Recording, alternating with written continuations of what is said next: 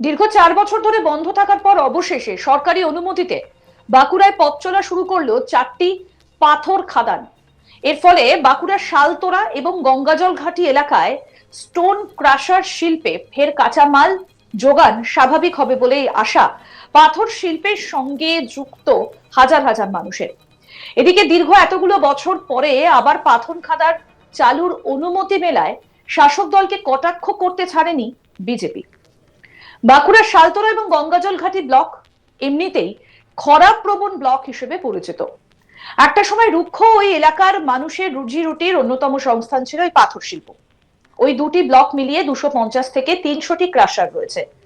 বছর চারেক আগেও এই শিল্পের সঙ্গে সরাসরি যুক্ত ছিলেন প্রায় 30 থেকে 35,000 শ্রমিক। তবে পাথর উত্তোলনের বৈধ অনুমতি না থাকায় 2021 সালে ওই দুই ব্লক সমেত পাথর খাদান বন্ধ করে দেয় রাজ্য সরকার। এরপর ওই বছরই কাঁচামালের অভাবে বন্ধ হয়ে যায় একের পর এক স্টোন ক্রাশার। কাজ হারিয়ে বাধ্য হয়ে বিকল্প রুজির সন্ধানে অন্যত্র পাড়ি দিতে শুরু করেন এই শিল্পের সঙ্গে যুক্ত শ্রমিকেরা। অন্যদিকে পাথর খাদানে বৈধ অনুমতির দাবিতে দীর্ঘদিন ধরে আন্দোলন চালিয়ে যান ওই শিল্পের সঙ্গে যুক্ত হাজার হাজার শ্রমিক এবং ক্রাশার মালিকরা।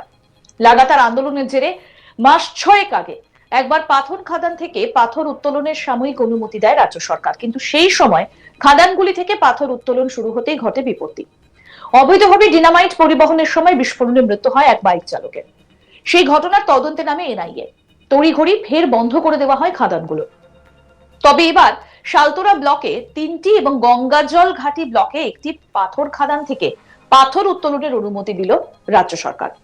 বাঁকুড়ার সাংসদ অরূপ চক্রবর্তী জানান, নথিপত্র খতিয়ে দেখে ধীরে ধীরে অন্যান্য পাথর খাদানগুলি থেকেও পাথর উত্তোলনের অনুমতি দেওয়া হবে। কি বলছেন তৃণমূল সাংসদ অরূপ চক্রবর্তী, শুনবো। আমরা এটা শুরু করেছি, 4টে প্রজেক্ট ইমিডিয়েট সরকার অনুমোদন দিয়েছে, আরো কিছু প্রজেক্ট অনুমোদন হবে।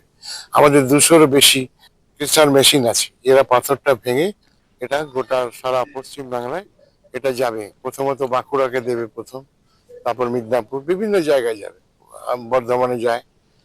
তো এইটা একটা বিরাট সূচনা হলো।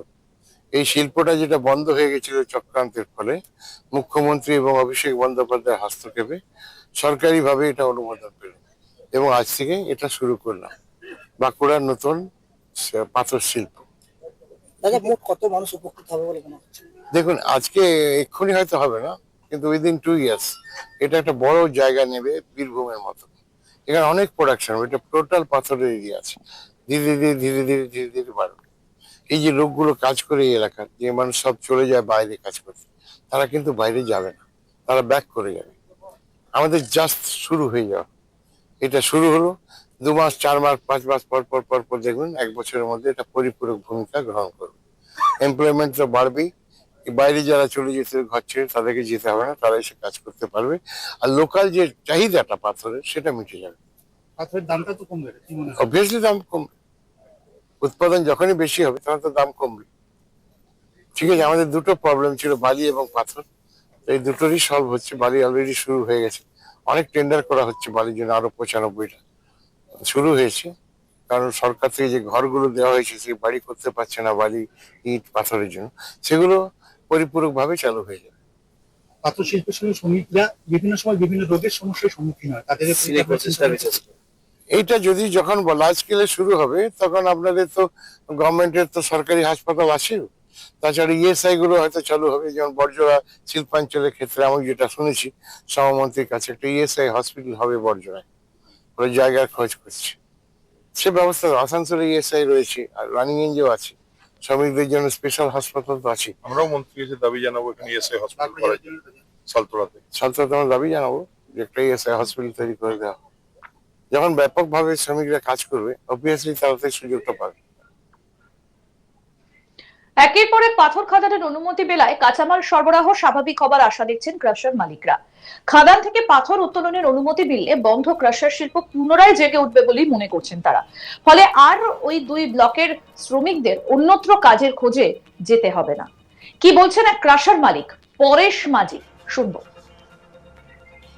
আমাদের শালতোড়ার জনগণের পক্ষে খুবই আনন্দের বিষয়, এবং এই পাথর শিল্প চালু আজ থেকে হলে মানুষের মনে একটা আলোড়ন সৃষ্টি হয়েছে যে আমাদের শিল্পটা পুনরুজ্জীবন ঘটছে। এবং এই শিল্প যদি চলে তাহলে এখানে অর্থনীতি দারুণভাবে আমাদের উপকৃত হয়, এবং এই যে দীর্ঘদিন বন্ধ থাকার জন্য অর্থনীতি পুরোভাবে মার খাচ্ছে। এবং আমরা যারা এই সকল অনেক লোন টোন নিয়ে করেছি, যারা কাঁসার মালিক, যারা খাদান মালিক, যারা টলি বা ইত্যাদি বিভিন্ন ভাবে ব্যবসা করে খায়, তাদের খুব দুর্দিন চলছে, সেটার থেকে লাঘব হবে আমরা আশা করছি। বন্ধ আছে এই খাদান। এই খাদানগুলো, এই কাঁসারগুলো বন্ধ আছে প্রায় 2020-21 সাল থেকে, 21 সাল থেকে পুরোপুরি 21 সাল থেকে বন্ধ আছে। একদম 21 সালের এপ্রিল থেকে পুরোপুরি বন্ধ আছে। মাঝে 6 মাস চলেছিল, একটু একটা অন্য করে ব্যবস্থা করে দিয়েছিলেন এই সরকারের অভিষেক কি ব্যানার্জি। মনে হয় সরকার যদি এটা প্রতিষ্ঠা করা হয় তাহলে আপনারা কতটা উপকৃত হবে, এবং লেবার যারা আছে প্রত্যেকটা এখানে তো চাষবাস না, এই কাঁসারটা চললে ধরুন কাঁসার যদি চলে, শিল্প যদি চলে, এই আমাদের যেমন কাঁসার মালিকদের বা পাবলিকের যেমন এমনি খাদার মালিক, টলি যারা ব্যবসা করছে তাদের যেমন উপকারের সাথে সাথে এলাকার অর্থনীতি উন্নয়ন হলে ক্ষুদ্র ব্যবসায়ী আরো যারা আছে, রাস্তা যারা অন্যান্য ভাবে জীবিকা অর্জন করে, তাদের উপকার হবে প্রচুর, প্রভূত উপকার। লেবার কাজ করে। হ্যাঁ, প্রচুর প্রচুর প্রচুর, প্রায় 250-300 কাঁসার আছে টোটাল, এবং তা সেই পরিমাণে লেবার লাগে। লেবার প্রায় ধরুন সক্রিয়ভাবে 50,000 লেবার কাজ করে। আর যদি সেই ফ্যামিলি গুলা ধরা হয় তাহলে সেখানে মানে 4 লক্ষ লোক এটার উপর নির্ভরশীল, মানে বেশি টোটাল 4 লক্ষ লোক নির্ভরশীল। এই ব্লকটা কেঁচা শিল্পের উপরে নির্ভর করে। আরে টোটালি। এ বিষয়ে পাথর শিল্প বাঁচাও কমিটির সভাপতি প্রিয়দর্শী চক্রবর্তীর কি বক্তব্য শুনবো। আজ সালতোড়া বলে নয়, বাঁকুড়া জেলার একটা গর্বের দিন যে বৈধ স্বীকৃতির সঙ্গে সালতোড়ার পাথর শিল্প শুভ উদ্বোধন।